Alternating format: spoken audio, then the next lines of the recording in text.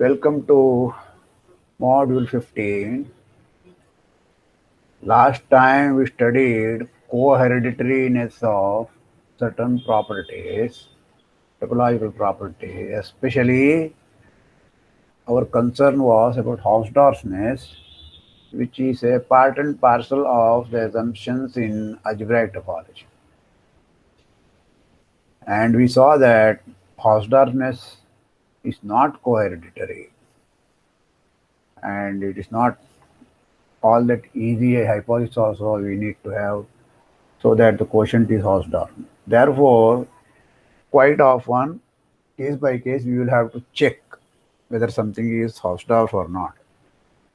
Luckily, what happens is the kind of quotient constructions we do in algebraic topology, such as cones, mapping cylinders, and so on, as we will see later,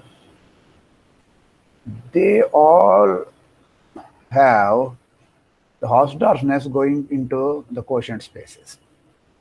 Okay.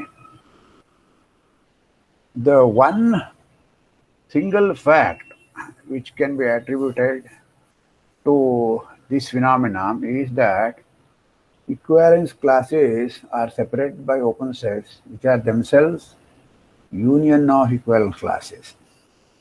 Most often we will be dealing with maps which are cofibrations which will ensure this situation. Okay, so when it comes to, we will discuss this one little more detail. Right? So let us start a few assorted things about quotient spaces. Like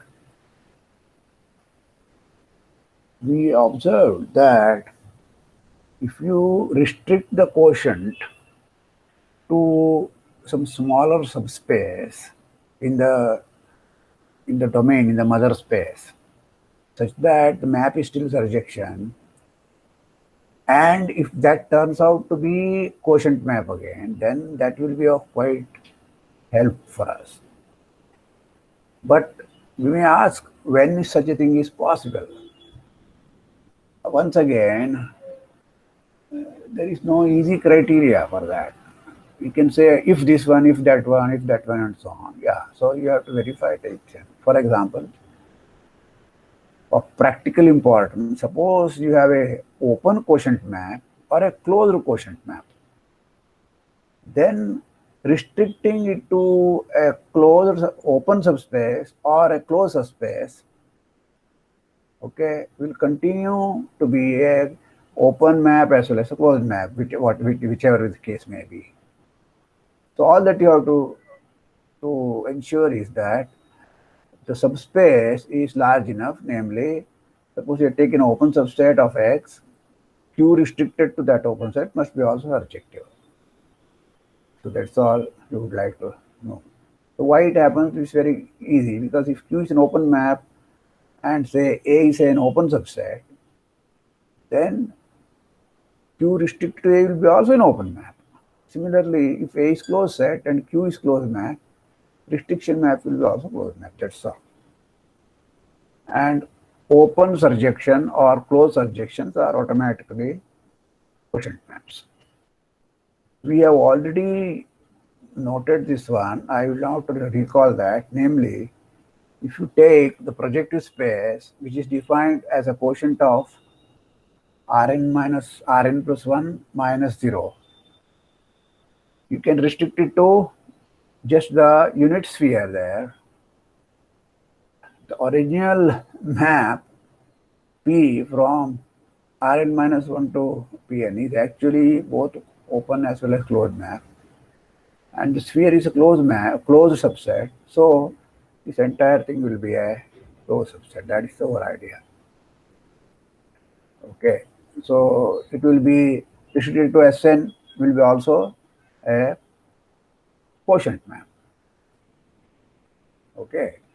Why this is important? The first thing is that you immediately know that being quotient of Sn, Pn is compact. Further restrictions, you can do that, namely only on the upper hemisphere, That will give you a better structure of the projective space itself. If you take the upper hemisphere, the lower hemispheres are all represented by elements on the upper hemisphere. Therefore, the identifications are only on the equator. But the equator is one-dimensional lower sphere, and the identification is again antipodal. Therefore, what you get on the equator is Pn minus 1. The rest of the open cell, which is the upper hemisphere, strictly upper hemisphere, actually remains as it is, attached to the Pn minus 1. So that's an open cell because there the map is injective. Okay. So this description will be very, very helpful in understanding the projective space inductively. All right. In the case of n equal to 1, this already tells you that P1 is nothing but S1 again. Now let us consider slightly different kind of quotients. Quotients could be quite weird. That's what I wanted to tell you. Namely, there are spaces which are self-quotients. Okay, here is a simple example, but there are many such examples. We can't go on discussing all the examples. Okay, for n greater than 2, look at the map from S1 to S1, namely eta n of z is z power n. If n is 1, this is identity map. There is not much interesting. But if you take z square, z cube, etc., then you know that the kernel of this map is precisely the nth roots of unity. Okay. So it follows that the fibers are nothing but nth roots of unity multiplied by some, translated by some z. These will be all the fibers, right? When you take z power k, where zeta power k, zeta is nth root of unity, times z raised to n is the same thing as z raised to n. So all of them go to the same point, z raised to n, right?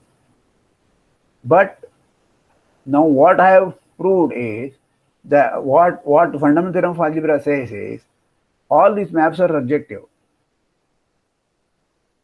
Okay. So from a compact space to a Hausdorff space, so this will be automatically a quotient map, right? It's automatically a quotient map. It will be a closed map. Only thing is, it is not injective. So in a various ways, several infinitely many ways, S1 is a quotient of itself, right? This is a picture that we have. S1 to Sn, to take the quotient by action of, say, nth roots of unity here. So this is action of z by nz. So again, what you get is, again, isomorphic to S1, homeomorphic to S1. Now let us come to another important question, namely, if you take two quotient maps, will the product be a quotient map? It looks such a nice things to have, but this is something which is not true in general. You should not be surprised because product is quite misbehaved with many topological properties. Okay, the Cartesian product that we take in standard Poinsot topology as well as algebraic topology has this problem. So you have to be very careful in extending results to product spaces. The product of two maps, say x1 to z1, x2 to z2, they are quotient maps. q1 cross q2 from x1 cross x2 to z1 cross z2. Is this a quotient map? The general answer is no. However, one won't leave it like that. So you want to understand why this is so and what best we can do. We can decompose Q1 cross Q2 as Q1 cross identity composed identity cross Q2. This identity is first one, this one is identity of X2, this is identity of Z1. Okay, the identity maps are of different spaces. The problem reduces to, we know the composite of quotient maps is quotient. Therefore, if we answer either this or this, which is symmetric, so second one, now Q1 is a quotient map, second one is identity map. If I can show that this is a quotient map, then for symmetric reason this will be also quotient map, so the composite would be quotient map. So we ask, when is Q cross identity is a quotient map? Okay, so here is a satisfactory answer. Suppose Y is locally compact Hausdorff, okay, and X to Z is any quotient map. So what you are doing is taking product with a locally compact Hausdorff space. Then Q cross identity of Y is a quotient map. So the new creature which comes here, you could be any quotient map. This one should be locally compact. Then no matter what Q is some quotient map, Q cross identity is also quotient map. Okay, this is itself is not so difficult thing. The point is, why put such locally compact Hausdorff condition and so on? Maybe easier and so on. The stranger thing is, nothing else will work. As soon as Y is not locally compact Hausdorff space, there will be some quotient here such that the product is not quotient. Product with identity is not quotient. So that is the beauty of this hypothesis. So in some sense, it is a full answer also. All right, let us go through this one. Now you see, the function space theory that we have studied comes to help, because we have locally compact Hausdorff space. Okay, Q cross identity, because Q is a surjective map, is surjective and continuous. There is no problem about that. What we need to prove is the following. The universal property we have to prove. For any space W and any function Z cross Y to W, if G composite Q cross identity, say F equal to this one, is continuous, then G must be continuous.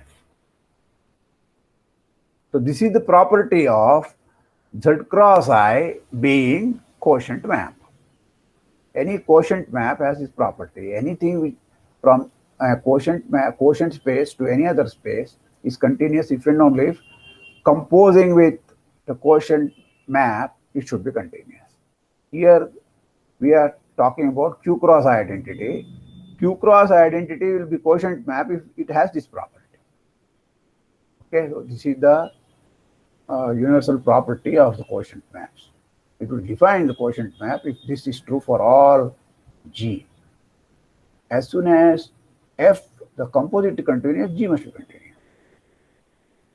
Okay, now go back to the exponential correspondence that we have established earlier. Okay, a function like this is continuous, is same thing as X to W raised to Y, you get a map. That is continuous, right? Namely, the map F hat from X to W raised to Y given by F at X of Y is equal to Fxy. Remember, Fxy is a function from X cross I, X cross Y to W. Okay. So if this is continuous, then F hat will be continuous and conversely. So we have passed down to this one, and so here we have used the fact that Y is locally compact order. Okay. Now this map f hat factors down through Q to give a continuous function g hat from z to w raised to y, because Q is a quotient map, and the beginning, the g itself is such that f itself is g composite Q. For that reason, it factors down to a map from g hat to z raised to z to w raised to y. Okay, such that f hat is g hat composite Q. So that's the meaning of factors down. Okay, but then G, which is E composite G hat composite identity. Okay, therefore, if G hat is continuous, E composite is continuous, so G is continuous. Okay, and hence G is continuous. So we wanted to prove that G is continuous.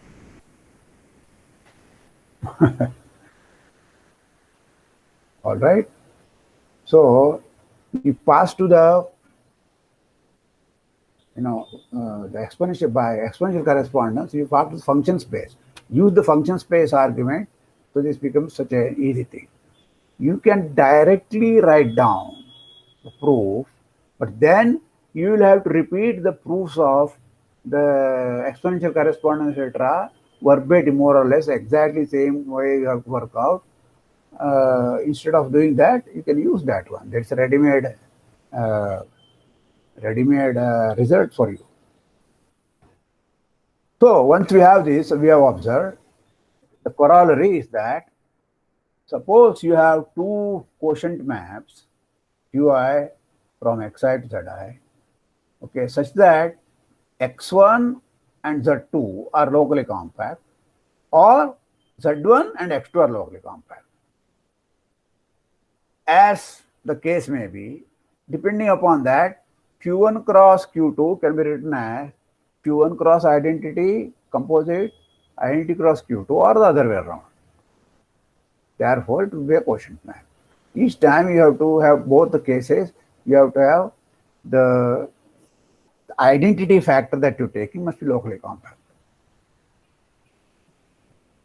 Quotient map could be anything. Crossing with a space, then you are taking identity, that space must be locally compact. Okay. Now, I repeat this one, namely, though I started saying that it's a partial answer, this is a full answer, there is no other way. Namely, this result is due to Michael, which is very recent actually in some sense, 1968. In topology, by the way, 1968 is quite recent. Everything by 60s were completely proved. Topology was, people were thinking that now, which is correct in some sense, because all major problems were solved and so on. Rest of them were very hard. This is what has happened in around 60s. So it gives you a complete answer to this problem, namely, so I will state it here, this statement, whatever I give, may not be exactly as it is here, because that is a paper, it will write many other things. So I have extracted something. Okay. So what is it? Let X be a regular or Hausdorff space. Then the following two conditions are equivalent. Namely, X is locally compact, and X is locally compact plus Hausdorff we have. Every quotient map, Y to Z, the product with X, now Y and Z have changed here, huh? Y and X have changed. Identity cross Q is a quotient map. So whatever identity f(x) you take, this X must be locally compact. Then this is, if this is true for all Q, then X must be locally compact.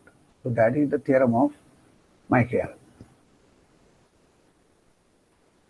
Okay, so I declare that I am not going to the details here. We will not prove it here, nor we have any use for this theorem as such.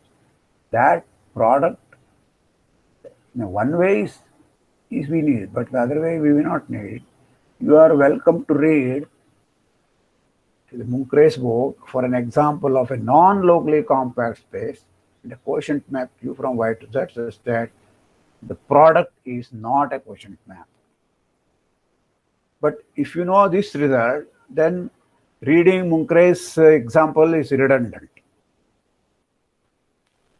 Okay. The proof of this is interesting in some sense, namely, for each non-locally compact space, canonically it cooks up a quotient map. The quotient map is such that product with identity of X will not be a quotient map. Okay, it's not one example. For each non-locally compact space, there is a nice canonical example. All right. So I would like to now discuss a few exercises here. I am not going to give the solutions as such. Okay, but let me go through some of these one by one. They are illustrations of quotient spaces. Okay, and they will be helpful in understanding various constructions in algebraic topology. To start with the unit disk in R2. Okay, this is the closed unit disk in R2. All x1, x2 such that x1 square plus x2 square is less than or equal to 1. Take only the subspace in which the first coordinate is greater than or equal to 0. So it is half the disk. Okay.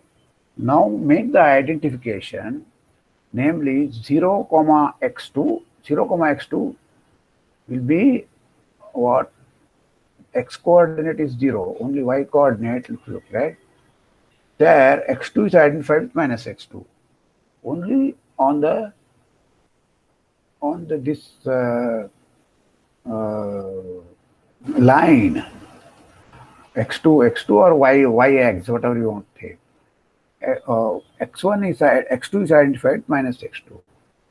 If this is the case, we have to show that the quotient space is again homeomorphic to a closed disk. Okay, the proofs are not hard.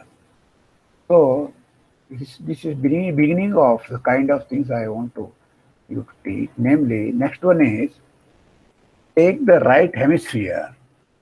This time instead of disk, I am taking the sphere. And then again, I am taking only half of it. Namely, all the first coordinate is greater than or equal to 0. Okay, so it is a cup like this. Okay, now it is in the 3 dimension, but the sphere itself is 2 dimension. This is like a cup here. On this, I want to make 2 different operations here. The first one is with the quotient space obtained by identifying similar to the first exercise.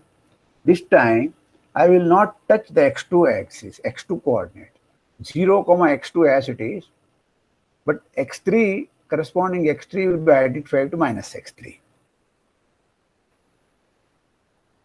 Okay, so this is the boundary, which is actually circle. On this circle, I am identifying x3 with minus x3. So this is not antipolar action. You have to be careful here. Show that y is, the quotient is homeomorphic to a closed thing now, full S2. Okay, this was the half sphere, but the quotient is a full sphere. It's homeomorphism. You don't see in the quotient space, they are not embedded subspace. In the second example, same operation, same space, the quotient space is obtained by taking antipodal action. Okay, so antipodal action. This is P2.